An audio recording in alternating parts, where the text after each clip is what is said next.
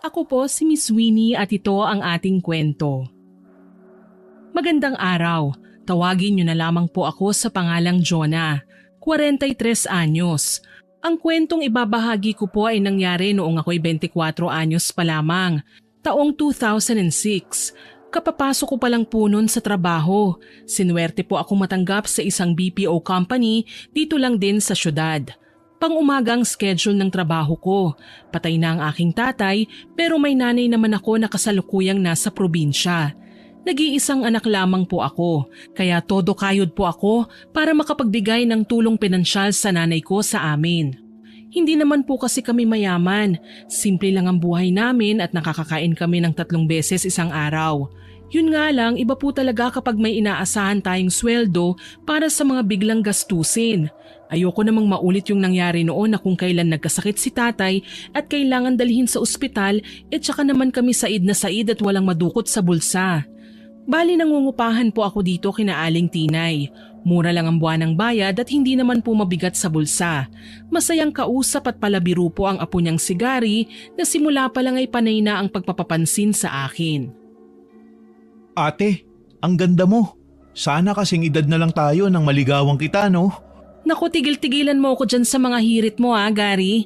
Ikaw talaga, ang bata-bata mo pa kaya. Pag-aaral kaya munang atupagin mo bago ka mambabae. Hindi ba pwedeng ireserba ko na lang ang panliligaw ko sa'yo, ate? Huwag ka na muna magbo-boyfriend.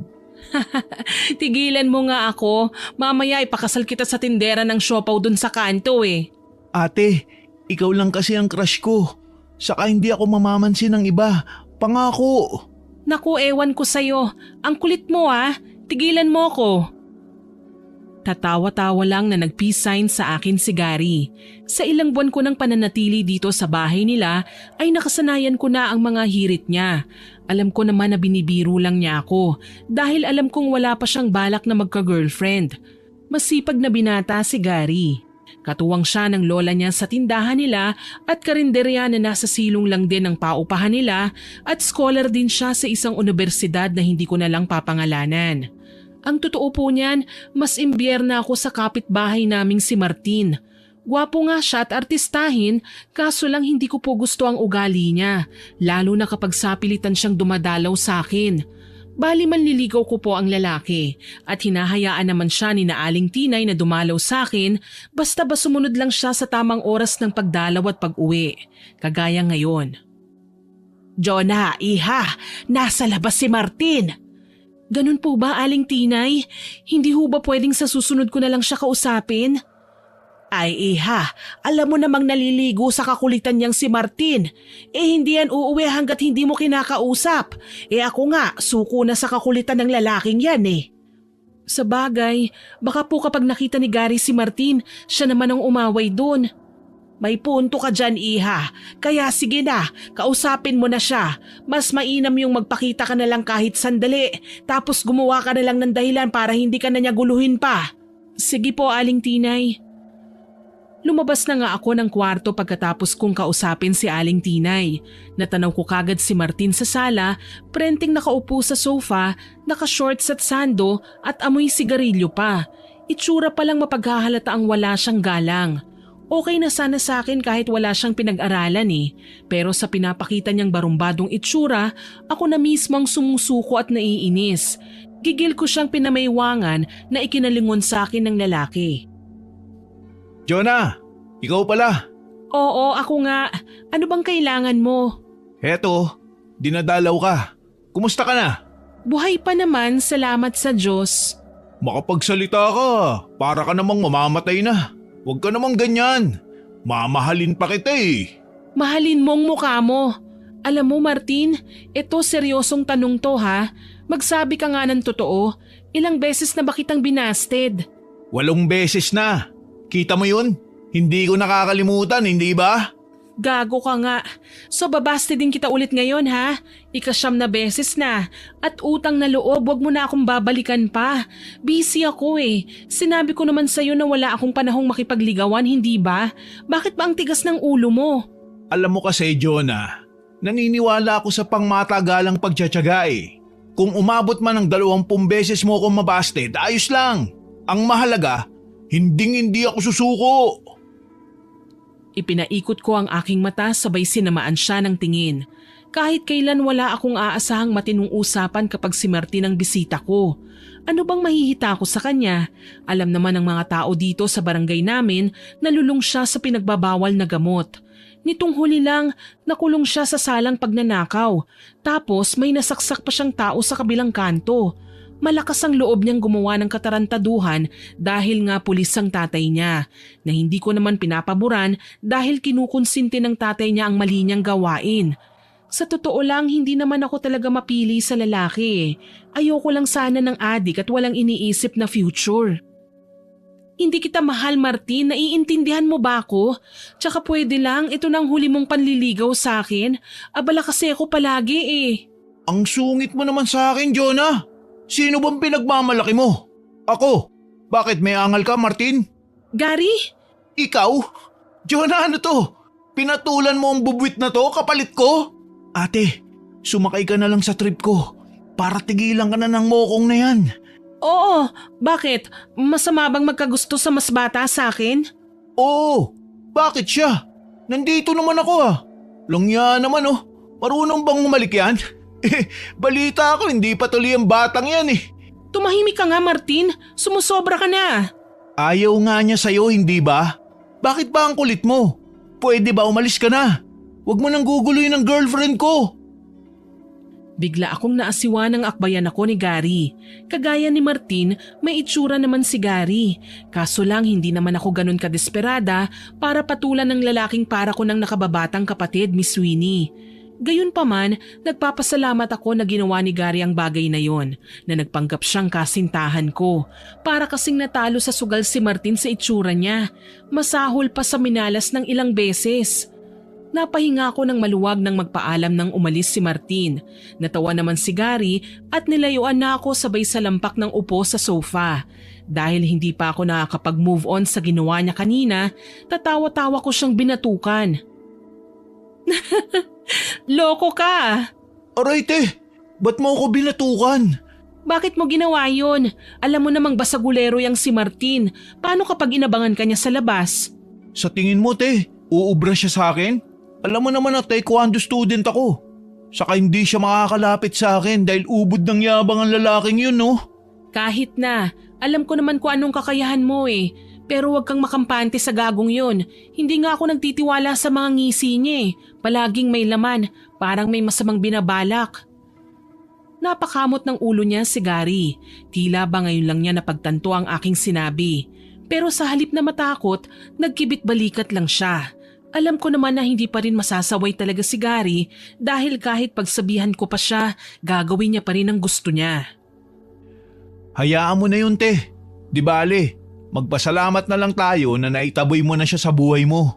Ayoko din na palagi nagpupunta si Martin dito sa atin. Baka kung ano na naman ang maisipan niyang gawin. Salamat ha, kay buti niyo sa akin. Tinuring niyo akong kapamilya. Ate, sinong may sabi sa'yo na libre ang ginawa ko? May bayad yun Ano ka mo? Magkano naman, Aber? Hindi magkano, kundi ano. Ano naman? Yun adobo po ni Lola. Ayaw niya kasi kung pakuhanin kasi wala pa raw siyang kinikita dun. Kaya yun ang ililibre mo sa akin. Isang malaking tawa ang pinakawalan ng bibig ko dahil sa aking mga narinig. Sabi na nga kahit sa ganitong pagkakataon, maloko pa rin si Gary. Pero dahil niligtas niya ako kay Martin, sige kahit 3 order pa ng adobo ibibigay ko sa kanya. Nang mga sumunod na araw, napansin kong mailap sa akin si Martin sa tuwing napapadaan ako sa labas ng kalsada. Palagi siyang nakasiksik sa gilid ng tindahan. Tahimik lang at mukhang pinagmamasdan ng aking mga galaw. Wala naman akong kasing saya dahil sa wakas, hindi na niya ako ginugulo pa. Ganito pala ang pakiramdam ng walang asungot na palaging nakabuntot sa akin. Pero ang hindi ko alam, simula pa lang yun ang pagkakaroon ko ng takot na mabubuo pala sa ginawa kong pambabaliwala sa aking manliligaw.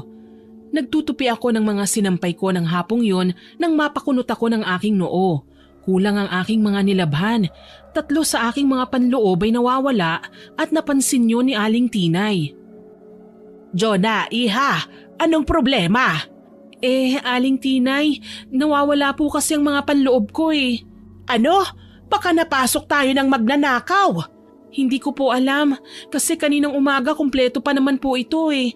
Wala naman po akong napansin na pumasok dito. Teka, tatanungin ko si Gary. Wag na po Aling Tinay. Nakakahiya naman po. Tsaka wala rin pong alam si Gary kasi kauuwi lang niya galing sa eskwela, hindi ba? Buong araw siya doon kaya malamang hindi niya rin alam kung may pumasok ba dito maliban sa atin. Ako lang naman po ang tenant nyo. Imposible din kasing mawala yun, iha. Alangan namang ako ang gumamit, hindi ba? Diyos ko, hindi ko naman tipo ang klase ng tela ng mga panloob mo. Aba, tignan mo nga itong mga natira. Parang halos wala nang matatakpan. Grabe naman ho kayo, Aling Tinay oh. Lace panty po ang tawag dyan. Hayaan nyo na po yun. Baka lang din makita ko po sa loob mamaya. Mabuti pa nga, iha. O siya, kailangan ko pang asikasuhin ng karinderya, ha? Maiwan na muna kita rito. Wika ni Aling Tinay. Tuloy na iwan akong hinahanap pa rin ang mga panloob ko sa bakuran kung saan nakahilerang mga sinampay ko. Ang hirap lang kasi, walang makapagsabi sa akin kung nasa ng mga yon dahil nasa parting likod ng bahay na ako, kung saan walang gaanong napapadaan doon at walang nakakapansin kung may nagbabalak man na magnakaw sa parting yon. Sa kalilibot ko sa bakuran, napakunot ang noo ko nang makitang isang mahabang kawayan na parang sadyang ginamit panguha sa mga bunga ng mangga. May konting punit ng tela doon na hindi ko pinansin at basta na lang akong pumasok sa loob. Pilit na iwinaksi sa isipan ng tungkol sa mga nawawala kong gamit. Kinaumagahan, nag-aalmusal ako sa karinderya ni Aling Tinay nang lumapit sa aking kinaroroonan si Martin. Nakangising aso ang lalaki habang pinagmamasdan ng pagsubo ko kaya naman naiirita akong hinarap siya. Ano na naman ba ang problema mo? Ang bango mo naman, Jonah. Pwede ba ako sumabay ng pagkain sa'yo? Hindi, ayoko. Umalis ka na nga sa harapan ko. Nakahit-hit ka na naman yata eh. Sagutin mo na kasi ko nang hindi na kita kulitin pa. Gusto talaga kitang maging girlfriend eh. Martin, ilang beses ko na bang dapat sabihin sa'yo na ayokong makita ang pagmumukha mo? Tsaka bakit ba ang tigas ng ulo mo?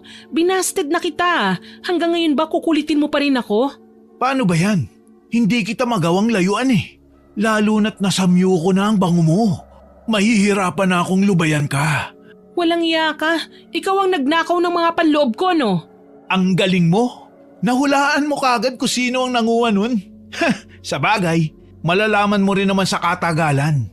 Madamot ka kasi kaya pinili kitang gantihan sa hindi mo inaasahang paraan. Oo nga pala, ginamit ko yung panungkit ng mangga para kunin ang mga panloob mo. Hoy Martin, binibwisit mo na naman ba ang girlfriend ko? Para kang tanga, Gary. Huwag nyo na nga akong niloloko. Alam ko naman na hindi mo syota ang babaeng to eh. Ginagawa nyo lang yun para itaboy ako. Gago ka ba? Kasasagot niya lang sa akin, hindi ba? Huwag kang ang hibang. Akala nyo ba umalis na ako kagad nung pinalayas nyo ako sa bahay ninyo? Narinig ko kayo, uy. Ginagago nyo lang ako para tigilan ko si Jonah. Oy, ano ngayon? Sa ayaw ko sa'yo eh. Huwag na ngang matigas ang ulo mo. Alam mo Martin, kahit ikaw na lang ang nag-iisang lalaki sa mundo, hindi kita papatulan. Naiintindihan mo ba? Wala akong pakialam sa mga taong gaya mo. Dinedemonyo mo lang ang utak ko eh. Teka, huwag ka na muna umalis. Lubayan mo na ako pwede? Baka kung ano pang magawa ko sa'yo eh. Bastos! Galit ko pang sambit sa kanya tsaka nagmamadaling niligpit ang aking pinagkainan. Hindi pa talaga ako tapos kumain pero dahil sa ginawa ni Martin, nawalan na ako ng gana. Padabog ko siyang iniwan at nagtatakbo na ako papasok ng bahay. Simula noon medyo natatakot na ako kay Martin. Hindi na ako makampante sa tuwing nakikita ko siya. Para kasi siyang stalker. Sisilip-silip sa kwarto ko. Alam niya kapag dumudungaw ako sa bintana at tinitignan siya. Hindi kasi ako mapakali kaya kailangan kong silipin kung ano ang ginagawa niya. Nagbabakasakali ako na madiskubre kung may masama ba siyang binabalak sa akin. Madalas ko siyang mapansin na nakatambay sa tindahan sa tapat ng inuupahan kong kwarto. Mag-isa at wala namang ginagawa. Tuloy halos mapraning ako sa tuwing naglalakad ako sa kalsada ng nag-iisa. Pakiwari ko, may mga matang nakasunod sa akin saan man ako magpunta.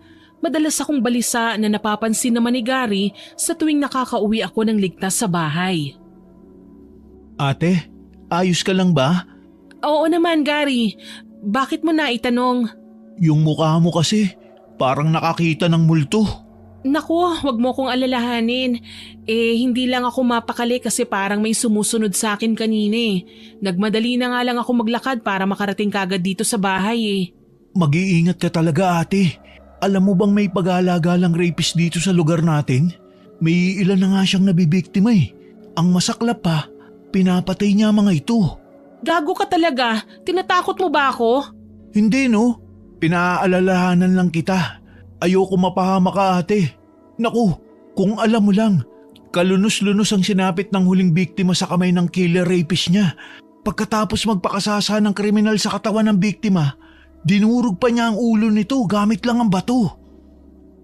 Mas lalo lang ako natakot sa sinabi ni Gary. Sa susunod na linggo pa naman, ililipat ako sa night shift. 6 to 6 pa naman ako sa opisina, kaya natatakot ako kapag aalis na ako ng ganung oras. Tuloy kinausap ko ang kapitbahay naming tricycle driver na siyang maghatid sundo sa akin sa oras ng trabaho at babayaran ko na lang siya sa tamang presyo. Isang araw, nainip na ako sa paghihintay sa maghahatid sa akin na tricycle driver dahil hindi pa rin siya dumarating. Nagtaka ako, usually maaga siya sa akin ng ilang minuto kaya napilitan akong mag-abang na lang ng ibang masasakyan sa kanto. Mabuti na lang may napara kagad ako. Saan po kayo ma'am?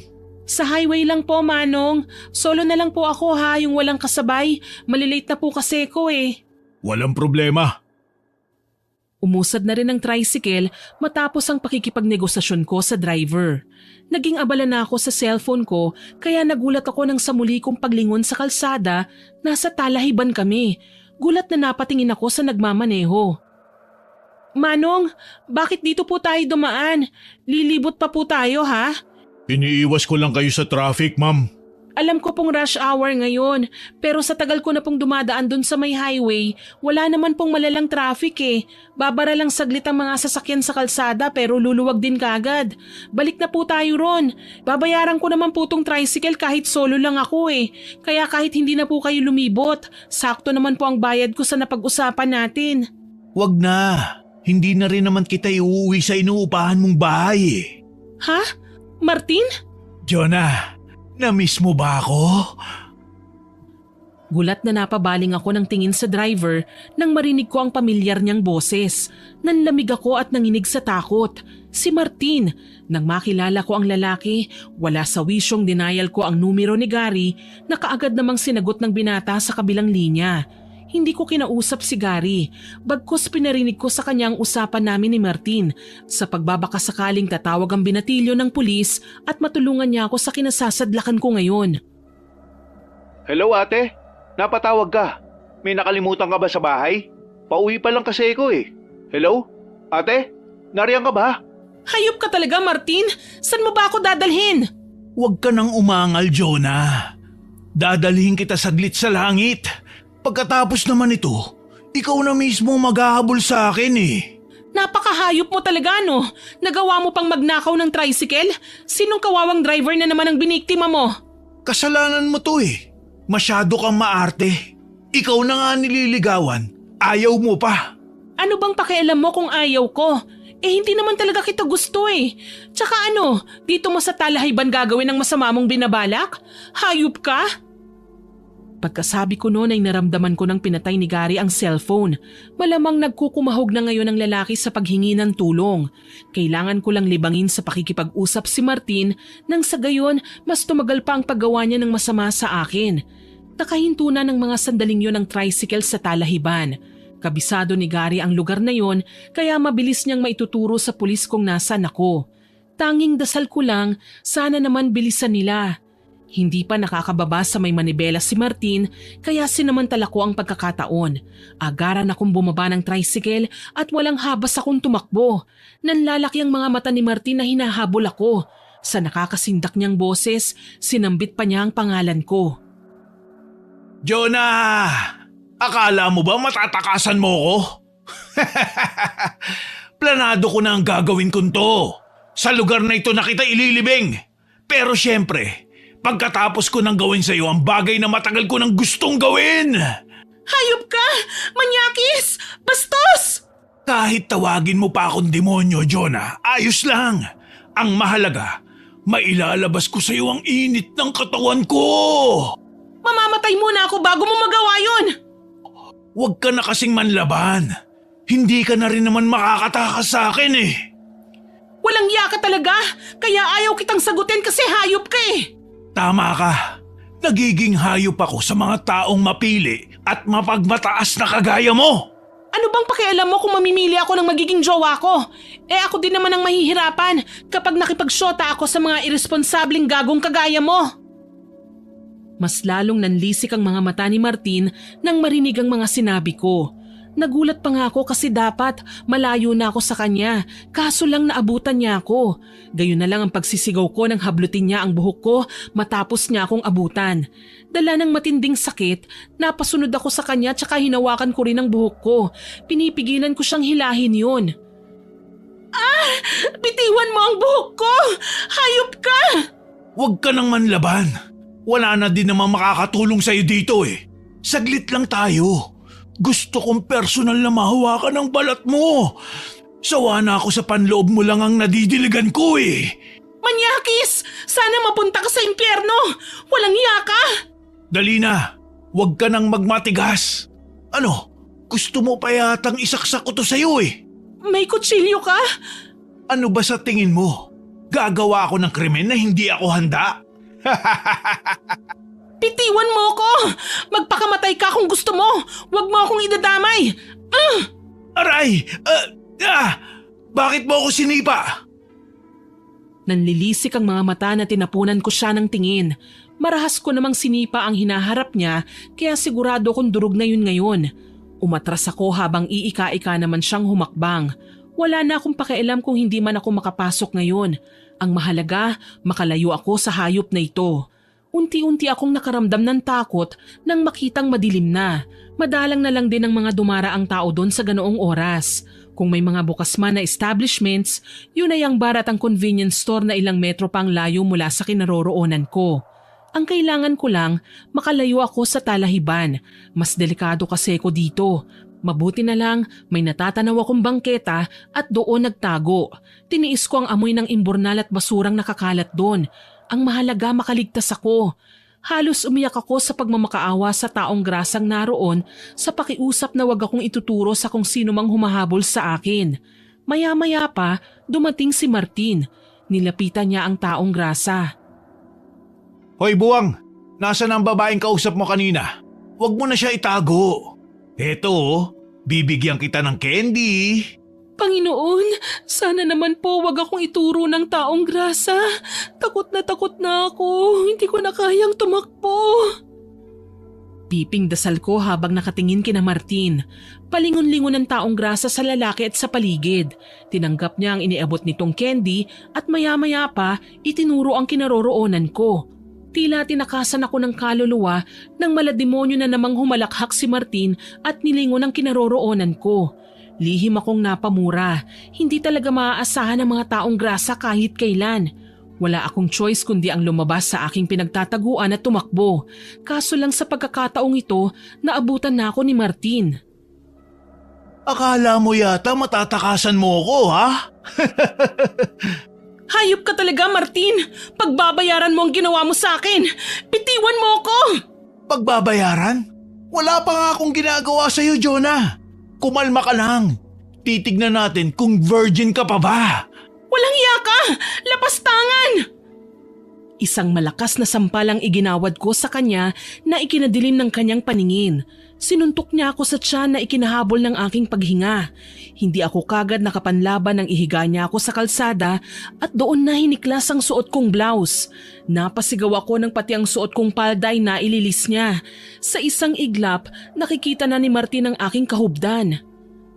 Martin, wag! Mabilis lang to, Jonah. Ikaw kasi, ang tapang-tapang mo. Wala ka namang binatbat sa akin. Ayoko sa'yo, hayop ka! Pagbabayaran mo ang kababuyan mo! Huwag ka nang umangal. Teka lang, pakagat naman sa labi mo. Impit akong napatili nang dumantay na ang magaspang niyang kamay sa dibdib ko. Nang maibaling ko ang tingin sa baliw na taong grasang nasa gilid namin, gusto kong masuka nang makitang nagsasarili na siya. Unang pagkakataon na nakakita ko ng ganung eksena. Sobrang bastos at walang respeto. Sa bagay, ano ba naman ang aasahan ko sa isang baliw na taong grasa? Hindi ko nga lang alam kung dapat ko bang ipagpasalamat ang nangyari pagkatapos noon. Hindi kasi nakontento ang taong grasa sa pagsasarili at dumampot na ng may kalakihang bato. Pinukpok niya sa ulo si Martin na ikinatirik kagad ng mga mata ng lalaki. Kaagad siyang nawalan ng malay at bumagsak sa tabi ko kaya nabuhayan ako ng loob. Babango na sana ako nang ang taong grasa naman ang dumagan sa akin kaya gayon na lang ang pagsigaw ko. Sa labis na pagkadesperada, dinampot ko ang dugo ang bato na pinukpok niya kay Martin at siya namang pinalo ko noon sa ulo. Nangisay lang ang taong grasa at saka bumagsak din sa paanan ni Martin. Dito na ako nanginginig na umiyak at niyakap ang sarili. Muntik na akong mapahamak. Sa puntong yon, siya namang pagdating ni Gary kasama ang mga pulis. Mas lalong lumakas ang iyak ko nang natataranta niyang hinubad ang suot niyang jacket at binalot sa akin. Ate Jonah, ayos ka lang ba? Ano bang nangyari? Gary, muntik na akong mag-ahasa. Pasensya na kung natagalan ako. Kailangan ko pa kasi magtawag muna ng pulis. Nung dumating naman kami sa Talahiban, wala na kayo dun. Pero naiwan ang tricycle at mga gamit mo. Nakatakbo kasi ako dito. Kung bakit wala man lang napadaang tao dito kanina eh. Parang sinadya naman ang pagkakahabol sa akin ni Martin. Tahan na ate. Pinauwi na tayo ni Lola. Doon na lang po natin pag-usapan ang nangyari. Kanina pa siya nag-aalala sa'yo eh. Hindi ko talaga makakalimutan ang nangyari. Akala ko magtatagumpay na si Martin sa masama niyang binabalak. Hanggat nandito ko ate, hindi mangyayari yun. Halika na. Tahan na. Huwag mo nang iyakan ang mga taong yan. May paglalagyan sila. Hindi na nga ako nakapagsalita ng alalayan ako ni Gary. Bago kami umuwi, nagpunta muna kami sa presinto para magbigay ng statement. Dinampot ng mga pulis si Martin at kinuha naman ng mga social worker ang baliw na taong grasa sa bangketa. Napag-alaman kong ninakaw lang ni Martin ang ginamit niyang tricycle na sakto namang naroon din ang may-ari para ireklamo ang pagkakawala ng kanyang sasakyan.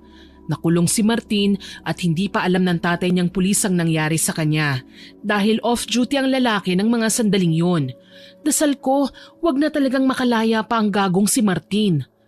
Nakaabang na sa amin si Aling Tinay pag-uwi. Bakas ng pag-aalala ang kanyang muka. Pagkalapit sa ginang, naunang nagpaalam si Gary nang marinig ang kanyang cellphone. Sinambit niya lang sa amin na tumatawag ang kanyang classmate at kailangan niyang sagutin dahil baka importante. Tumango naman kaming dalawa ni Aling Tinay. Jonah, iha, anong nangyari? Kumusta ka? Wala bang masakit sa'yo? Naitawag ni Gary ang nangyari. Mabuti at hindi ka sinaktan ng Martin na yon. Hindi naman po, Aling Tinay. Pumalpak po ang plano niya. Pero hindi ko pa rin po maiwasang matakot. Para siyang demonyo kanina habang hinahabol ako. Parang gusto niya akong lamunin. Tama na, iha. Huwag ka nang umiyak. Ang mabuti pa pumasok tayo. Halika, may pagkain pa sa karinderya. Yun ang ihapunan natin. Salamat po, Aling Tinay. Akala ko lang talaga mamamatay na ako. Buti na lang pinukpok siya ng taong grasa sa ulo niya. Nakakainis lang kasi muntikan na rin ako maghahasa ng pulubi na yun. Buti na lang nagawa ko pang manlaban at dumating na rin naman si Gary. Yan talagang isa sa mga kinatatakutan ko na sa panahon ngayon, ang mga masasamang loob. Hay nako, masahol pa sila sa aswang sa dami ng lahi nila. Akala ko pa naman matatakot sila sa mga tao tuwing umaga. Hindi ko akalaing wala na silang pinipiling oras nang bibiktima na. Abay maaga pa ang 1:00. Kilala niyo naman po ang gagong Martin na yun, hindi ba? Walang pinipiling oras. Sa bagay, tama ka naman. Hindi bale, ligtas ka na. Sa susunod mag-iingat ka na talaga ha. Huwag ka nang basta magtitiwala. Hindi naman po talaga ako dapat sasakay sa tricycle na yun eh. Kaso lang po hindi dumating ang kinontrata kong maghahatid sundo sa akin. Ay oo, huli na siyang nagtungo rito. Ang sabi naflatan raw ang gulong ng tricycle niya kaya natagalan siyang ipaayos yun sa talyer. Aba may siraulo raw na bumutas ng gulong, tinadtad ng matalim na bagay eh.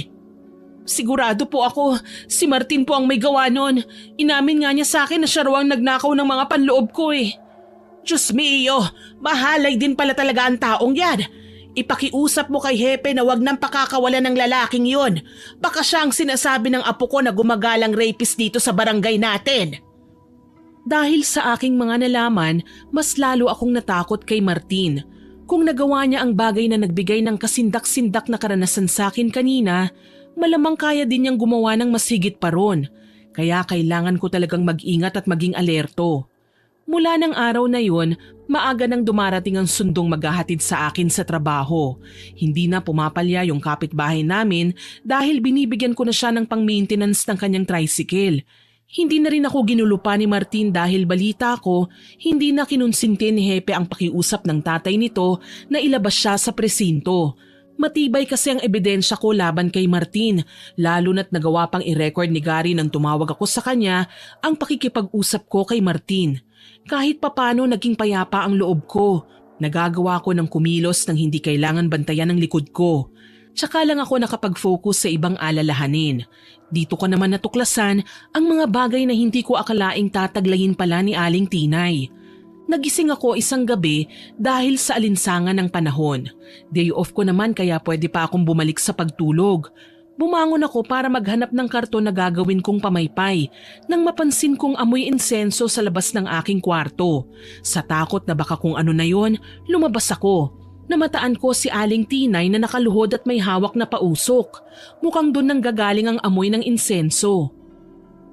Anong ginagawa ni Aling Tinay? Bakit siya nagpapausok? Hindi naman siya pare. Bakit nagdarasal siya sa mga lingwaheng hindi ko maintindihan? Napasiksik ako sa may pinto nang marinig ang papalapit na boses ni Gary. Mukhang masaya ang lalaki dahil bakas ang pananabik sa boses nito nang magsalita at kausapin ang kanyang lola. Lola, naayos ko na po. Bukas ng gabi, darating na ang inaasahan nating bisita. Talaga ba, apo? Abay mabuti naman kung ganon. Magagawa na natin ang mga kailangan para naman lumuwag na ang buhay natin. Ang kwarto niya, naihanda na po ba? Oo, iho. Naihanda ko na.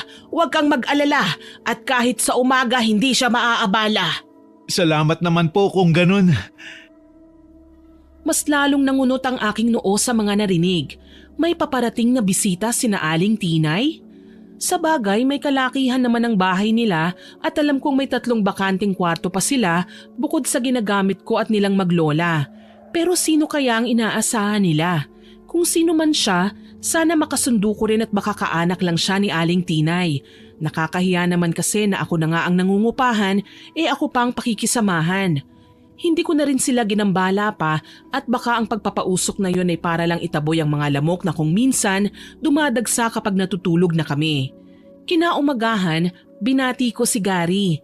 Halata sa kanyang pagkapuyat pero lumawak pa rin ang ngiti niya sa akin. Magandang umaga, Gary. Mas maganda ka pa sa umaga, ate. Hay nako, nambola ka na naman. Masaya lang ako, ate, na wala nang gumagambala sa'yo. Ang sweet mo naman. Salamat ha. Ikaw, ilang beses mo na ako nililigtas mula kay Martin. Ang laki na ng utang ko sa'yo. Wala yun, ate. Basta kapag may favor ako sa'yo, hindi mo ako tatanggihan, ha? Oo naman. Kahit ano pa yan, gagawin ko rin para sa'yo. Pangako? Ang kulit mo din no? Tumawa lang si Gary at bumanat na naman ang kanyang nakagawi ang biro sa akin. Magaan po ang loob ko sa kanya, Miss Winnie. Tila ba siya ang katuparan ng pagnanais kong magkaroon ng kapatid. Hindi ko na rin nagawang itanong sa kanila kung sino ang kanilang bisita. Naging abala na kasi ko ng mga sumunod na araw. Ang alam ko lang, nagising ulit ako isang umaga na nagambala sa ungulan na nasa hindi ko matiyak na silid sa loob ng bahay. Bumangon kasi ko at inisa-isa ang mga alam kong bakanting kwarto. Pero wala akong nakitang tao. Parang wala namang bisita sina Aling Tinay. Si Gary din parang wala lang. Pero sigurado ko nasa loob ng bahay ang mga ungol. Hindi ko maiwasang mag-isip ng marumi. Baka nagdala ng babae si Gary at tinatago lang niya sa lola niya. O baka naman may ginagawang milagro. Sumakit talaga ang ulo ko sa kaiisip kung sino ang misteryosong bisita ng maglola. Kulang ako sa tulog dahil nag-shift na ako sa panggabi. Ina-adjust pa ng katawan ko ang oras para kahit papaano hindi ako manghina. Bumabawi ako ng pag-idlip sa umaga kahit hindi ako sanay. Pero yung ungol, hindi talaga mawala sa isip ko. Kung ano man yun, hindi ko na dapat pang ipagpabukas. Nagdesisyon akong kausapin si Aling Tinay. Aling Tinay, sino po ba yung bisita nyo? Naririnig ko kasi siya dito sa loob ng bahay. Hindi ko naman po alam kung saan banda ang kwarto niya. Kung hindi nyo po mamasamain, may iba pa po ba kayong kwarto bukod sa pinapaupahan nyo?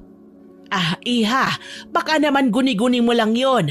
Aba, sino naman ang magrerenta ng mga kwarto namin? Matumal tayo sa tenants ngayon. Karamihan sa taga-probinsya, mas pinipili yung buong bahay na rerentahan kesa sa kwarto lang. Pero may naririnig po kasi ko. Gusto ko lang makasiguro. Siyempre naman po mas magandang i-welcome ang mga bagong tenants para kahit papano ma-feel at home naman po sila. Wala tayong bagong tenants, Iha. Ikaw lang ang nag-iisang umuupa sa kwarto dito sa bahay. Tsaka kilala mo naman si Gary. Hindi maingay na bata yon. Kapag nasa kwarto niya, abala siya sa pag-aaral. Ano ba kasi ang narinig mo? Ungol po.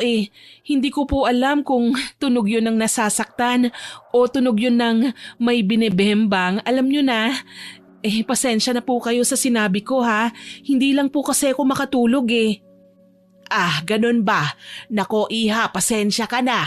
Hindi tao ang naririnig mo. Yung bagong panganak na pusa ko. Pinuwesto ko siya sa likod bahay kasi alam ko kapag sa kusina ako nilagay, magnanakaw lang ng ulam yung nanay na pusa. Pusa lang po? Sigurado po ba kayo? Oo naman. Diyos ko, akala ko naman kung anong ungol yung sinasabi mo. Hindi bale, ililipat ko na lang siya sa ibang lugar para hindi ka na maabala sa pagtulog. Ayos lang ba? Sige po, kayo na po ang bahala. Pasensya na rin po kayo kung kailangan kong sabihin sa inyo yung reklamo ko ha. Nako Iha, wag mong alalahanin yun. Natutuwa nga ako na sinabi mo nang sa gayon magawan ko ng paraan para maging komportable ka habang nananatili sa amin. Nginitian ko si Aling Tinay at nagpasalamat. Maya-maya pa, nagpasya na akong umakyat muli sa taas at nagpahinga. Nakahiga ako sa kama pero hindi ako makatulog. Inisip ko ang mga pinag-usapan namin ni Aling Tinay. Hindi ako naniniwala na pusa ang dahilan ng ingay na yon. Tao talaga kasi ang narinig ko. Kinagabihan ay naghanda na naman ako para pumasok sa trabaho. Magalang akong nagpaalam kay Aling Tinay na ginantihan naman niya ako ng mainit na kaway. Sakay na ako ng tricycle na kinontrata ko nang mapadaan kami sa tindahan ng mga kandila sa kalapit na simbahan. Isang pamilyar na bulto ang nakita kong lumabas doon at may bitbit na isang supot na itim na kandila. Si Gary. Nagtataka man, hindi ko na siya nagawang tawagin pa. Malapit na kasi kung bumaba nun At saka wala na rin akong ekstrang oras para magtagal pa sa labas. Ano kaya ang gagawin ni Gary sa mga kandila? Tsaka bakit itim? Sa pagkakaalam ko, mga mambabarang lang ang gumagamit ng mga yun. Naging abala na rin ako sa trabaho pagdating ko sa building. Hindi ko na namalayan ang pagtakbo ng oras hanggang sa tuluyan ng magliwanag. Iinat-inat ako na tumayo sabay dampot sa aking bag. Sinulyapan ko ang suot kong relo. Eksaktong 6:00 na ng umaga. Oras na para umuwi. Walang tao sa bahay nang dumating ako. Sarado ang karinderya. Mukhang hindi nagluto si Aling Tinay. Hindi na ako nagtaka. Minsan kasi umaalis talaga ang ginang pero bumabalik naman kinahapunan. Papasok na lang ako sa aking kwarto nang marinig ang bulungan sa hindi ko matiyak kung saang parte ng bahay. Boses ni Gary at Aling Tinay. May sumasabay na ungol at pagmamakaawa sa kanila. Isang pamilyar pero hindi ko tiyak kung kaninong boses. Dahil dito, pinili kong makinig. Ang lakas din naman ng loob mong magmakaawa, no? Pagkatapos ng ginawa mo sa kanya, may gana ka pang makiusap. Tama! Ang dapat na ginagawa sa malilibog na lalaking katulad mo, pinuputulan ng hinaharap! Wag! Pakiusap! Hindi na ako ulit! Huwag niyo lang ako sasaktan! Hindi ko naman siya ginustong gawa ng masama eh! Nainsulto lang ako sa pambabaliwala niya! Kay bait niyang babae tapos aabusuhin mo lang. Tarantado ka rin ano? Hindi ka namin mapapatawad. Mga hayop kayo! Ikinulong niyo ako rito! Hindi niyo na sana ako pinyansahan sa presinto! Hinahanap na ako ng tatay ko! Wala akong pakialam. Hindi lahat ng tao pwede mong apihin at takutin. Gago ka! Sige na, apo. Ako na ang bahala rito. Pumasok ka na sa eskwela. Sige Paula, mag-iingat po kayo. Hindi uubra sa akin ang lalaking ito. Hindi ko alam kung ano ang mararamdaman ko ng mga sandaling yon. Malinaw na may kasama kaming iba sa bahay na itinatago sa akin nila Gary at Aling Tinay. Lalaki. Pero sino? Tsaka bakit sa tono ng pananalita nila parang ang laki ng galit nila sa kanilang bisita? Ang ikinairita ko pa, saang parte ng bahay ba sila naroon? Naririnig ko ang boses nila pero hindi ko naman sila mahanap. Nagulat na lang ako nang basta na lang lumabas mula sa kusina si Gary. Gary? Saan ka galing? Nandiyan ka na pala ate. Kanina ka pa ba riyan? Kadarating ko lang eh. May narinig kasi kong ingay eh. Kaya sinubukan ko sanang tignan kaso ikaw lang pala. Sino bang kasama mo? May kausap ka eh, narinig ko. Si Aling Tinay, nasaan? Ako lang naman mag-isa dito ate ah. Ikaw nananaginip ka yata eh. Wala si Lola, umalis. May pinuntahang kaibigan. Mamayang tanghali, uuwi din yun. Pero Gary, may narinig talaga akong ingay eh. Hindi ako pwedeng magkamali. Ate, guni-guni mo lang yun. Ang mabuti pa, mag-almusal ka muna bago ka matulog. Para naman hindi kung ano-ano iniisip mo. Pati ako natatakot sa'yo eh. Siya nga pala, nakita kita kahapon sa may simbahan ah. Ang dami mong binili sa tindahan ng kandila. Anong gagawin mo sa mga yun? Kahapon? Sigurado ka ate? Tatawagin nga sana kita eh, kaso late na ako eh. Yung mga nakita mong kandila, pinapabili lang sa akin ni Lola. Iahanda lang kung sakaling mag-brownout. Saka wag ka na mag-isip ng kung ano-ano. Pati ako natatakot sa'yo eh. Naramdaman kong inililihis ni Gary ang usapan. Pilit pa niyang pinasasaya ang aura niya kahit alam ko naman sa reaksyon ng mukha niya na nanggaling siya sa pagkagalit.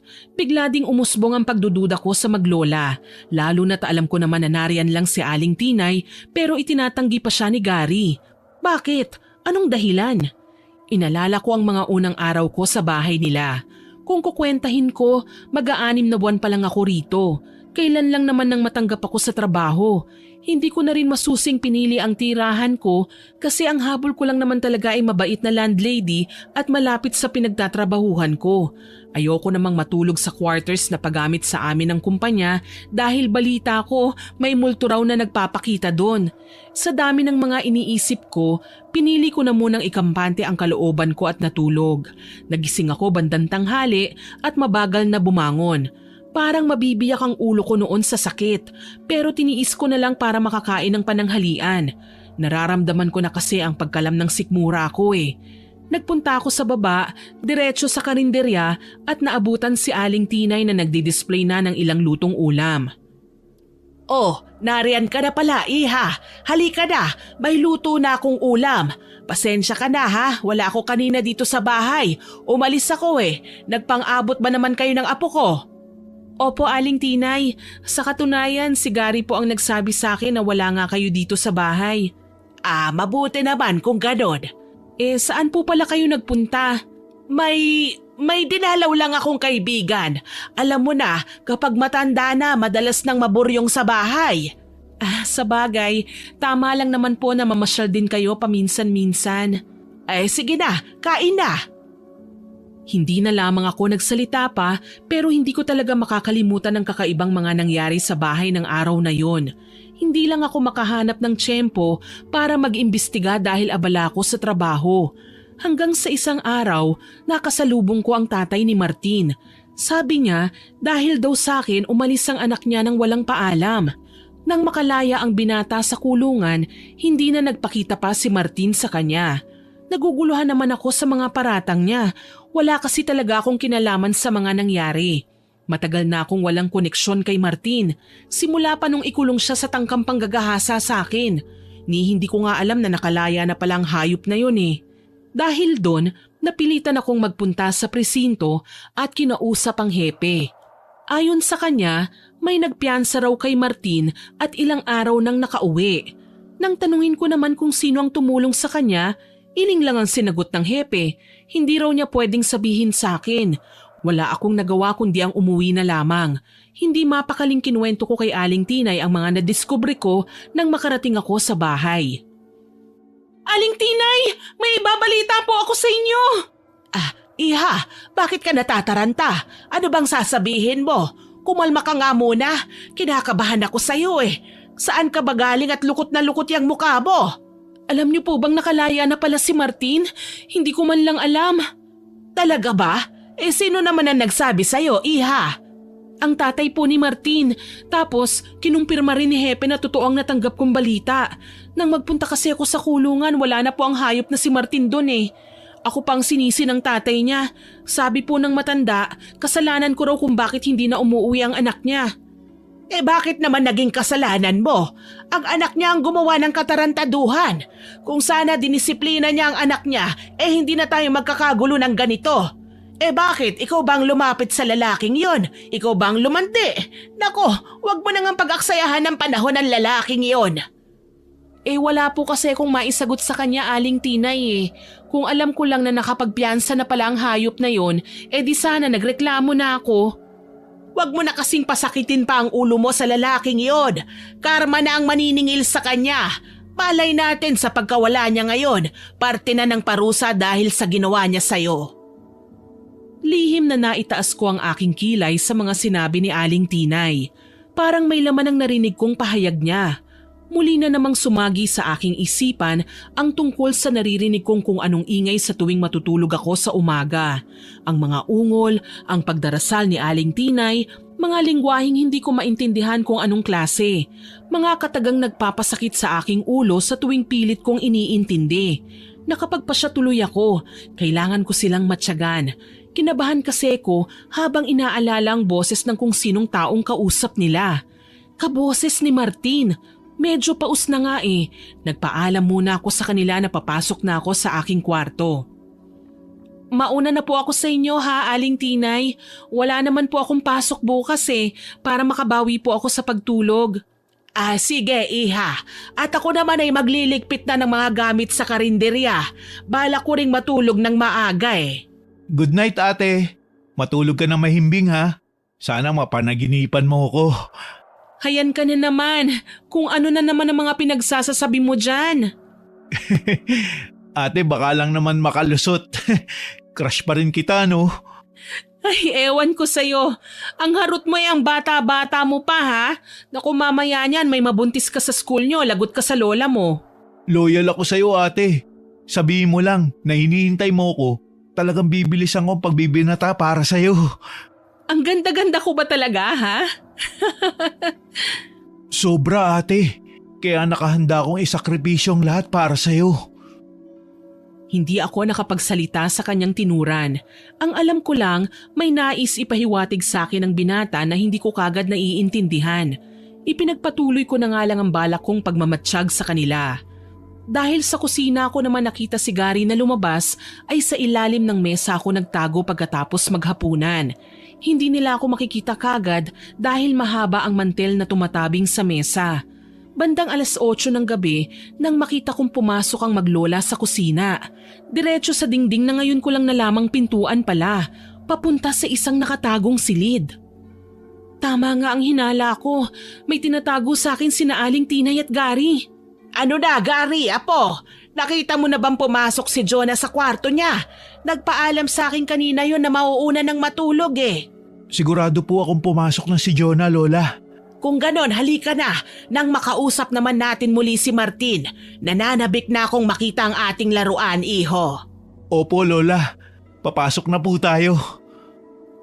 Kumpirmadong may binibisita sa lugar na yon ng maglola, Miss Winnie. Kaya naman hinintay kong makapasok na muna silang dalawa para ako naman ang pupuslit sa lugar na yon. Kinakabahan ako sa ginagawa nila. Hindi lang basta bisita ang nasa loob ng kwarto. Malinaw na mukhang partiyo ng kalokohang ginagawa nila Aling Tinay dahil nang pumasok ang dalawa sa kwarto ay may napansin akong hawak na supot na kandila. Nang mawala sila sa aking paningin, ako naman ang pumasok sa nasabing silid. May hagdanan pala doon pababa sa isang basement. Kinakabahan man, pilit kong nilakasan ang aking loob. Kailangan kong malaman kung ano ba talaga ang kanilang sikreto. Nang tumambad sa akin ang isang kama, natutup ko na kagad ang bibig ko. Malayo pa lang pero nalalanghap ko na ang masangsang na amoy ng nana na pinaghalong dugo. Mabaho na parang nabubulok at halos masuka ko sa tuwing pinipilit kong sumagap ng hangin. Nakita ko ang maglola. Naupo sa dalawang nakahandang monoblock chair, nakaharap naman ang lalaking nasa kama. Si Martin. Parang awa nyo na, Gary! Pakawalan nyo na ako! Hindi ko na talaga kaya! Mamamatay ako dito! Bakit naman namin gagawin yun? Nandito ka na nga, hindi ba? Huwag mo nang aksayin na makita pa ang labas dahil kahit kailan, hindi ka na makakaalis sa lugar na to. Hinahanap na ako ng tatay ko. Hindi ko naman sasabihin sa kanya ang ginawa nyo sa akin eh. Sige na, maawa ka na. Kung hindi mo sana pinakialaman ng babaeng mahal ko, di sana malaya ka pang gumagala-gala sa labas ngayon. Ilang beses na ba kitang binalaang ungas ka? Ayaw mo makinig sa akin eh. Talagang matigas ang ulo mo at ang tingin mo sa akin, lampang walang pakinabang. O di napaya ka ngayon. Sa'yo na si Jonah. Tutal hindi naman niya ako gusto eh. Hayaan mo na ako pakiusap. Gusto ko pang mabuhay. Martin, wag mo nang pagsisihan ng mga bagay na matagal mo nang ginawa. Hindi naman mangyayari yon kung hindi mo kagustuhan eh. Tsaka sa dami ng babae dito sa barangay natin, ang gusto pa talaga ni Gary ang pinakialaman mo. Alam mo bang siya ang magiging asawa ng apo ko? Walang pwedeng kumanti sa magiging asawa ng mambabarang. Gulat at takot ang aking naramdaman nang marinig ang mga sinabi nila Aling Tinay at Gary. Mga mambabarang sila. Yun ang pagkakaintindi ko. At gusto ko ng apo niya, kaya nila nagawang ikulong dito si Martin. Nanginginig na umatras ako at mabilisang umalis sa silid na yon. Hindi ko kayang tagalan ang nakita kong anyo ni Martin. Namamaga ang nalalanta at naaagnas niyang magkabilang hita. Inuuod at may namumuunang nana. Maputla at halos hindi na siya makagalaw. Namayat ng husto at nangangalumata. Kahit pinagtangkaan ako ni Martin, ni sa hinagap hindi ko inaasahang mangyayari ito sa kanya. Takot ako sa binata, pero hindi ko itatanggi. Mas natakot ako kina Gary at Aling Tinay. May katauhan silang tinatago mula sa akin. Yun ang hindi ko kayang tagalan. Umalis ako at nagmamadaling nilayuan ang silid na yon. Kaso lang, may nasagi ako na lumikha ng ingay sa aking kinaroroonan. Kasabay ng malakas na pagsasalita ni Aling Tinay sa mabagsik na boses. Tuloy kaagad akong nagtago sa naglalakihang kahon. Naramdaman ko ang paglapit ng dalawa doon. Todo panalangin ako na sana hindi nila ako makita. Hinihingal naman na hinanap ako ng maglola. Ano yon? Baka daga lang, Lola. Hindi, may narinig akong paghinga ng isang babae. Hindi naman siguro si Jonah ang pumasok dito. Hindi niya po alam na may kwarto dito, Lola. Alam mo na ayaw ko sa mga usisera. Kahit mahal mo pa si Jonah, kahit siya pa ang gusto mong mapangasawa, hindi siya makakalusot sa parusa ko. Oras na malaman kong natuntun niya ang kinaroroonan ni Martin. Tumalikod na si Aling Tinay pagkatapos niyang sabihin yon. Yumuko naman si Gary, para bang hindi siya natutuwa sa mga nangyayari. Gayunpaman, umalis siya at bumalik sa kinaroroonan ni Martin. Hindi ko alam kung ano ang ginagawa niya, pero naririnig kong umuungol ang lalaki na para bang pinarurusahan. Nanginginig na nagkulong ako sa aking kwarto. Nandidiri ako ng sobra, lalo na't hindi ko naman inakalang sa kulob at paikot-ikot na hangin na silid na yon ay hinihigop bugalang nila ang mabaho at malansang hangin para makahinga. Maya-maya pa, napatalon ako sa gulat nang makarinig ng sunod-sunod na katok sa pinto. Kabadong binuksan ko ito at tumambad sa akin ang mukha ni Gary na abot hanggang tenga ang ngiti. Pinilit kong baguhin ang aking reaksyon. Si Gary naman, mula sa makulit at maingay na aura, naging seryoso at mapanganib. Kagaya ng itsura niya kaninang pumasok sila ni Aling Tinay sa loob ng kwartong yun sa basement. Gary, anong kailangan mo? Hindi ka pa pala natutulog, ate. Bakit pawisan ka? Saan ka nang galing? Anong klaseng tanong yan? Di malamang nandito lang ako sa loob. Bakit ba? Anong nakita mo? Gary, linawin mo nga yung sinasabi mo. Ano sabi ang nakita mo? Nakita saan? Naaamoy kong nagsisinungaling ka, Jonah. Nang marinig ang seryoso at mababang tono ni Gary, hindi ko na maiwasan ang pagkakabasag ng aking boses. Hindi na niya ako tinawag na ate. Nanginginig na naluha ako at hinarap na si Gary. Tutal naman alam na niyang nagsisinungaling ako, bakit kailangan ko pang panindigan? Bakit niyo ikinulong si Martin sa kwartong yun, Gary? Ang tagal kong iniisip kung paano siya nakalabas ng kulungan, kung sino ang nagpiyansa sa kanya, pero kayo palang maglola? Bakit? Anong motibo niyo? Alam mo naman kung anong ginagawa sa'yo ng tarantadong lalaking yun, hindi ba? Sabihin mo nga sa akin, Gary. Ano ba kayo ng lola mo? Anong klaseng mga nilalang kayo? Hindi kami basta mga walang kwentang tao lang, Jonah. Mambabarang kami. Hindi ko man lang napansin nung una. Wala man lang akong nahahalata sa inyo. Bakit nyo nagawa sa akin to? Simula nang dumating ka sa bahay namin, ginusto na kita, Jonah. Ilang beses ako nagparinig sa'yo pero hindi mo ako sineryoso. Ginawa mo lang akong katatawanan. Katatawanan? Alam mong kapatid lang ang tingin ko sa'yo. Nanlisik ang mga mata ni Gary nang marinig ang sinabi ko sa kanya. Alam kong hindi niya nagustuhan ang pinakawalan kong kataga. Napaatras ako nang humakbang siya paglapit sa akin. Mabalasik ang kanyang muka. Nagbabanta ng panganib oras na makalapit siya sa akin. Napaiyak na lang ako nang hilahin niya ang braso ko tsaka ako kinaladkad pabalik sa kwartong nilabasan ko kanina. Gary, pakiusap, bitiwan mo ko! Hindi. Malaki ang kasalanan mo. Natuklasan mo ang mga bagay na pinakatatago namin. Anong gagawin mo sa akin? Sayang, Jonah. Gusto pa naman sana kitang maging asawa. Pero dahil sa pagiging usisera mo, igagaya na lang kita kay Martin. Ipapabarang kita kay Lola. Wag! Maawa ka! Kahit ano pa ang natuklasan ko tungkol sa inyo, hindi ko ipagsasabi! Sinungaling. Huwag ka nang manlaban pa. Papatayin ka na namin! Nagsisisigaw ako nang sapilitan niya akong igapos sa paanan ni Martin. Mangiyak-ngiyak naman ang lalaki nang makita niya ako. Hindi siya makapaniwala na pati ako ay malalagay sa ganoong sitwasyon. Iniwan kami ni Gary habang si Aling Tinay naman dismayadong iiling-iling na sumunod sa kanyang apo. Akala ko, kasabwat ka nila na ikaw ang nagpakulong sa akin sa kwartong ito. Mukha ba akong kriminal, Martin? Nagtaka rin ako sa biglaan mong pagkawala sa kulungan. Nalaman ko na lang mula sa tatay mo na may nagpiyansa daw sa'yo. Hindi ko naman alam kung sino. Tapos sumabay pa ang maglola na parang may ginagawang kakaiba tuwing gabi. At naririnig ko ang pag-uusap nila kasabay ng pag-ungol mo. Sinubukan ko silang sundan, kaya nadiskubre ko ang tungkol sa'yo. Sabi nila, tutulungan daw nila ako makalabas ng kulungan basta titigilan na kita. Kaso lang, niloko nila ako. Hindi na ako nakauwi sa bahay nang pakainin nila ako sa karinderya. Huli na nang mapagtanto ko na may halo pala yung pampatulog. Nang magising ako, nandito na ako sa kwartong to. Grabe ang ginawa nila sa'yo. Kalunos-lunos. Mas matindi pa sila sa'yo. Kaya nga galit na galit ako sa'yo eh. Ikaw ang dahilan kung bakit ako nakulong dito. Gago ka pala eh. Ikaw tong bastos na lalaking muntik na akong gahasain. Sa akala mo ba pinatawad na kita sa ginawa mo? Ginawa ko lang yun dahil naaartihan ako sa'yo. Akala mo maganda ka. Ikaw na nga nililigawan. May gana ka pang mambasted. Tarantado ka eh. Ayoko nga sa'yo eh. Nagmamatigas ka pa. Tapos ngayon ako pang sisisihin mo. Kung feeling maganda ako, dapat sana pinaasa na kita.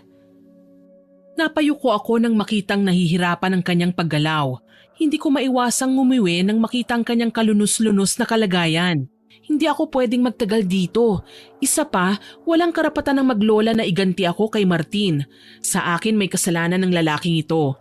Kaya ako ang dapat na magdesisyon ng parusang ibibigay ko sa kanya. Sa sitwasyon niya ngayon, dapat lang sa kanya ay mabulok. Hindi ba masakit yung paa mo? Ang yabang mo pa rin kasi kahit hindi ka na nga makatayo. Masakit, sobra.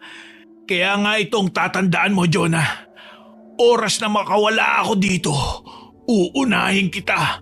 At isusunod ko ang hayop na Gary at Aling Tinay na yon. Inisa kong pumiksi at tinalikuran si Martin. Wala talagang respeto ang lalaking ito kahit kailan. Ginawa ko ang lahat para matanggal ang pagkakatali sa akin ni Gary. Mabuti na lang, lumuwag ng paunti-unti ang tali hanggang sa tuluyan na nga itong matanggal. Teka, paano naman ako, Jonah? Tulungan mo ako dito. Alalayan mo ako. Ano ka, siniswerte? Ha, hindi pa ako nababaliw para tulungan ka, no? Hahayaan kitang mabulok dito. Total deserve mo yan. Magdusa ka dahil binastos mo ko. Walang iya ka. Talagang makakatingin ka sa akin kapag nakawala ako rito. Sorry ka na lang, Martin. Ang mga taong kagaya mo dapat nga sinusunog na sa impyerno. Gigil kong wika sa kanya tsaka siya iniwan.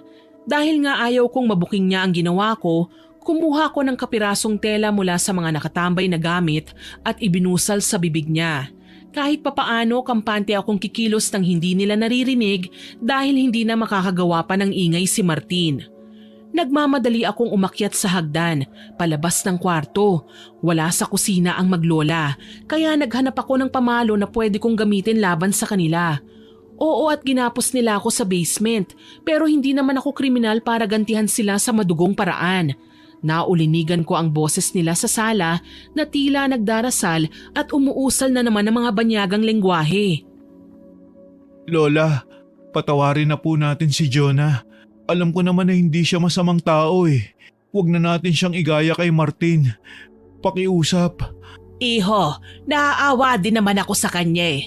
Pero ang inaalala ko, ang magiging resulta kapag ipinagsabi niya sa ibang lihim natin. Matagal na tayong naninirahan dito. Simula nang umalis tayo sa bayan na talagang pinagmulan natin. Ayoko naman na kapag nalaman ng mga tao ang tungkol sa kakayahan natin, muli na naman tayong mapaalis. O ang mas masaklap pa, baka magawa pa nila tayong saktan. Alam ko naman po yun. Ginawa lang kasi natin to dahil galit ako sa ginawa ni Martin sa kanya. Dahil sa aking mga narinig, nakakita ako ng katiting na pag-asa. Hindi naman pala talaga masasama sina Aling Tinay at Gary. Dahil kung masahol pa man sila sa hayop, di sana ay matagal na nilang pinatay si Martin. At sana pinatay na rin nila ako nang matuklasan ko ang tungkol sa lihim nila. Pero hindi hindi nila ako pinatay. Kaya naman nagpasya akong lapitan sila na labis nilang ikinagulat. Aling Tinay, pinagkatiwalaan niyo naman po ako eh. Pangako, hindi ko po ipagsasabi kahit kanino ang mga nalaman ko. Paano ka nakawala sa pagkakatali mo? Nagpapasalamat ako sa ginawa niyong pagtatanggol sa akin mula kay Martin. Maniwala kayo, natutuwa po ako sa ginawa ninyo. Pero ayokong ilantad niyo ang sarili niyo o kahit ang kakayahan niyo para lang sa akin. Ayoko pong mapahamak kayo, Aling Tinay. Pamilya na ang turing ko sa inyo. Ikaw, Gary, alam kong nagtapat ka sa akin, pero kapatid lang talaga ang turing ko sa iyo eh.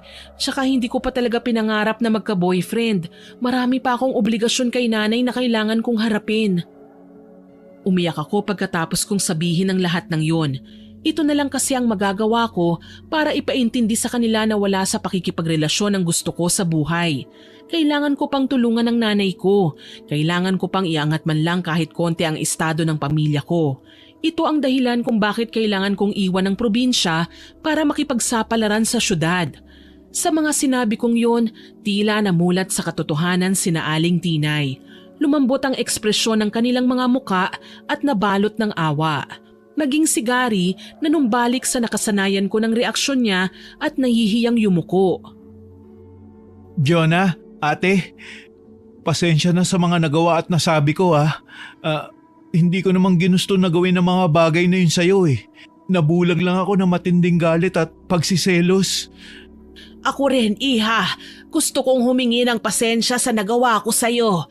Mahirap mang ipaliwanag, pero ganito kaming mga mambabarang. Kapag gumagamit ng kapangyarihang itim, nawawala kami sa sarili. Hindi ko na maisip na mali na pala ang naging dating namin sa'yo. Hindi nyo naman po kailangan humingi sa akin ng pasensya, Aling Tinay. Ginawa nyo po ang pwede nyong gawin para ipagtanggol ang mga mahal nyo sa mga kaaway. At doon po ako humahanga. Pero sana, huwag nyong hayaan lamunin kayo ng galit. Paano si Martin? Galit pa rin ako sa kanya, pero ayokong mamatay ang taong yon sa loob ng bahay nyo. Pwede kayong makulong, pagdudahan, o di kaya ay pagtulungan kayo ng mga kababayan natin. Oo, at nasabi kong sana mabulok siya sa kwarto na yun, pero ayokong kayo ang managot sa katarantaduhan niya. Pero ang mga kagaya niya, hindi na dapat nabubuhay pa. May tsansa pa kasing bumalik siya sa dati niyang masamang gawain. Kapag pinauwi natin siya, siguradong isusumbong niya tayo sa tatay niya. At baka nga sugurin pa tayo dito sa bahay. May solusyon pa, Apo. Gagamitan natin siya ng orasyon ng pagkalimot. Tama. Bakit ba ngayon ko lang naisip yun? Napagkasunduan nila Aling Tinay at Gary na gamitan nga ng pagkalimot si Martin para mawala sa isip niya ang pagpunta sa bahay nila Aling Tinay at ang pagkakakulong niya sa loob ng basement. Pati na ang pambabarang sa kanya ay makakalimutan na ng binata. Nakiusap na lang ako na wag nang alisin ang karamdamang dumapo sa katawan ni Martin at hayaan siyang magkasakit hanggang sa magagawa pa niyang magtiis. Matagumpay nilang naisagawa ang nasabing orasyon. Pagkatapos pinagtulungan naming tatlo na ilabas ang walang malay na lalaki sa bahay at dinala sa medyo malayo. Mas mabuti na kung sa ibang lugar siya matatagpuan ng tatay niya para maisip nitong hindi lang kami ang may galit sa kanya. Sa tingin mo ba, matatagpuan siya kagad ng mga tao? Oo, tumawag ako sa police station at nagpanggap na isang concerned citizen. Alam kong pupuntahan siya kagad ng mga alagad ng batas sa lugar na sinabi ko sa kanila. Mabuti naman kung ganon. May isa pa nga po akong inaalala na muntikan ko nang makalimutan, Aling Tinay. Ano yun, Iha? Paano po ang hepe? Hindi ba sinabi nyo kayo ang nagpiyansa kay Martin para makalabas? Paano kapag pinangalanan niya kayo? Kami nga ang nagpiyansa sa kanya, Iha. Pero hindi kami ang nakipag-usap sa hepe. May ibang kakilala kaming inutusan na kagaya mo, mapagkakatiwalaan din namin. Kung ganun, ligtas na po tayo. Ngiti lang ang iginanti sa akin ni Aling Tinay. Nagkibit balikat naman si Gary na animo okay lang talaga sa kanya ang pakiusap ko na manatili siyang itinuturing kong kapatid. Makalipas ang ilang araw, nabalitaan naming nakauwi na si Martin. Isinakay siya sa ambulansya. Nakasimangot pa rin ang tatay niya nang makita niya kami, pero wala na akong pakialam pa ron. Sa kalunos-lunos niyang kalagayan, nakaganti na rin ako. Ni walang masabing kahit na ano si Martin nang tanungin siya ng kanyang ama at ng mga kasamahan nitong pulis kung ano ba talaga ang nangyari sa kanya. Hindi nila alam na binarang siya ng maglolang may malasakit sa akin, na minsan mang nilamon ng kasamaan ay natauhan naman at piniling ayusin ang buhay nila. Pinagbutihan ko pa ang pagtatrabaho hanggang sa mapromote ako sa opisina. Mula sa simpleng call center agent, tumaas ng tumaas ang posisyon ko, kasama na rin doon ang sweldo ko. Nang makabili ako ng sariling townhouse, nagdesisyon na akong magpaalam kina Aling Tinay at Gary. Maraming salamat po sa lahat ng tulong niyo sa akin, ha, Aling Tinay. Nakakalungkot man, Iha. Wala naman kaming magagawa kundi ang payagan ka. Pangarap mong makabili ng sariling bahay na maiangat mo ang pamilya mo sa kahirapan. Ngayon abot kamay mo na ang pangarap mo. Dahil po yun sa inyo, Aling Tinay. O Gary, ikaw, pakabait ka ha? Huwag muna kayong mag-aasawa ng syota mo. Tulungan mo muna ang lola mo. Opo naman ate. Pangako, pagbubutihan ko na ang pag-aaral. Pasensya na ulit sa mga ipinakita kong ugali sa'yo noon ha.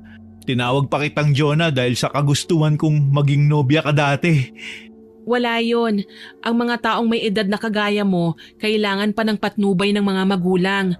Lahat kasi ng magagandang bagay na darating sa buhay natin, may nakatakdang panahon.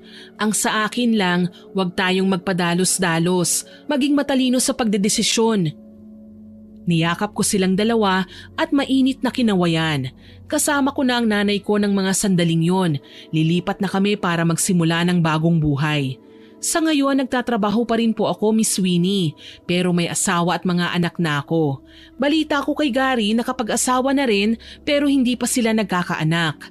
Si Aling Tinay naman ay hindi lang restaurant ang napatayo sa tulong ng apo niya. May sarili na rin silang convenience store. Masaya ako para sa inyo, Gary. Nagtagumpay ka. Ngayon successful ka na. Pareho lang naman tayo, ate. Salamat din sa mga payong mo sa akin noon. Napangiti niyang sabi, hindi na nila ginagamit ang barang para manakit ng tao. Tuluyan na nila itong kinalimutan. Samantalang si Martin, 2 linggo lang makalipas nang makita siya ng kanyang ama, ay tuluyan ng sinuko ang kanyang buhay. Hindi niya kinayang sakit na kanyang nararamdaman. Wala din akong naging pagsisisi sa ginawa namin sa kanya. Binastos niya ako at muntikan ng gahasain. Nararapat lang sa kanya ang bagay na yon. Masaya na ako sa buhay ko ngayon, Miss Winnie. Naging mahirap man sa una pero kalaunan, naging matagumpay na rin ako. Sana po ay kapulutan nyo ng aral ang aking kwentong karanasan. Hanggang dito na lamang po. More power po sa inyong channel at God bless. Sana po ay nagustuhan nyo ang aking ibinahaging kwento. Pero bago ko po tapusin ito, hindi ito makukumpleto nang walang shoutout sa mga masusugid nating listeners. Shoutout po kina Miss Milrose Galvez, Ma'am Noemi Garcia Pabunan, Ma'am Marisa Puhante, kay Raisa Makakena, Ma'am Shagala Mary, kay Ma'am Girlie Satur ng Sealing Department ng Cosmo Malvar at sa mga kasama niyang sina J.R.L. Caldea, Mary Rose Alva na nagagawa pang mag-react at manggigil sa mga stories natin kahit tambak na raw po ang trabaho. Hello po sa inyo dyan. Kay Ma'am Kenny Rose Latumbo na hindi raw po magsasawang makinig sa atin. Kay Rizen Ryle, kay Sir Marco Nanes at kina Ate Auring, Ate Ne, Ate Juliet at Faye, kay Kuya Dennis at Jay ng Amira Boxes Handicraft, happy listening po sa inyo dyan. Kay Josel Joy Lapostre at sa asawa niyang si Arnel Orbita at sa anak nilang si Princess Timothy Lapostre, kay Christine Quintana at sa Balais family from Leyte, kay AJ Abrigo at kay Ma'am Neri, kay Ma'am Honey Austria na new subscriber po natin from Tokyo at kay Meg Ochon Chancheb na new subscriber din po natin. Kay Renalyn Restar, kay Lynn Narido, kay Cecil Cervantes from Panacan, Davao City, kay Ma'am Leonora Mandigma at sa asawa niya from Cabuyao, Laguna, kay JD Bicol na always listening daw po sa atin, kay Newlydin Alipda, kay Sir Mike James Tapak, kay Ray Lloyd at kay Ma'am Leia Plaza Vlog na nag-comment po sa last upload natin. Ang sabi po niya, nadadala po ako sa kwento nyo at para na rin daw siyang character sa story natin. Nagagalit na raw ang jowa niya sa sobrang pakikinig. Naku ma'am, isama nyo po ang jowa nyo sa pakikinig para dalawa kayo. Siguradong magugustuhan niya. Salamat po sa suporta nyo. Miss Rebecca De Castro from Taiwan na nag-comment din po sa Isinumpang Dalaga upload na hindi daw po siya masyadong nakakapag-comment dahil lagi daw pong busy ang mga kamay niya sa pagtatrabaho pero laging nakikinig sa atin at libangan niya po ito. Salamat po ma'am. Ganon din po kay Jam na nag-comment din sa Isinumpang Dalaga upload. Sabi po niya ang gagaling daw po ng acting natin at new favorite na niya ang channel natin. Tambay na raw siya dito sa atin. Salamat Jam. Kay Mariel de la Cruz from Negros Occidental, kay Razel Tolentino from Marikina, kay Ma'am Julieta Ortega, kay Miss Richelle Adapon, kay Hondrade Lin from Dubai, kay Precious Joy Mejia at kay Ma'am Alma Tidoy at sa Renato Tidoy family, kay Cherry Ann Laurito, Ma'am Nea Matias, Ma'am Jenilyn Leonor, kay Ma'am Elme Bufete, kay Sir Leonardo Agbayani Jr.